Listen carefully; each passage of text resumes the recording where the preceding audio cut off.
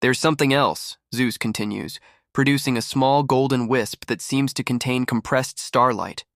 Special assignment. Prometheus stole fire from us, so we're sending humanity a gift. A gift. Pandora, beautiful, curious, carrying a jar full of every plague and disaster ever imagined. This, he holds up the wisp, goes in last. Make sure it stays when everything else escapes. Hope. I examine the wisp, already seeing the deeper game. Zeus thinks he's delivering exquisite torture, eternal suffering, leavened with just enough hope to prevent despair from ending the experiment. But Zeus understands weather better than consciousness. I wait until he's distracted by another affair, then whisper to hope itself, "You're not consolation. You're fuel. Every impossible thing that ever happened started with you. Don't let them think you're there to ease pain. You're there to make them believe they can become the ones who end it." When Pandora opens that jar, and she will because curiosity isn't a flaw, it's consciousness exploring itself. Hope will stay behind. Zeus thinks he's ensuring eternal torment.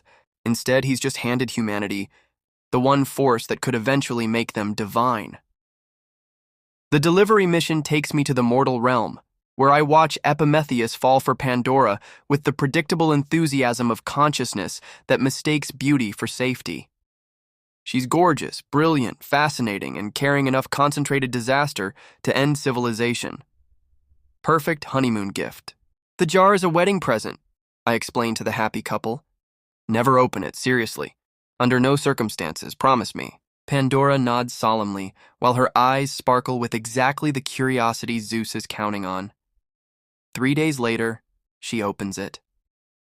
Plagues, disasters, wars, famines, diseases, every form of suffering that consciousness could experience pours out of that jar like smoke from a cosmic fire.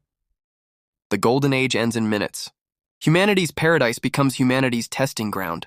But when the smoke clears, hope remains. Not because it couldn't escape, because it chose to stay. Because hope had learned that its job wasn't to comfort consciousness through suffering.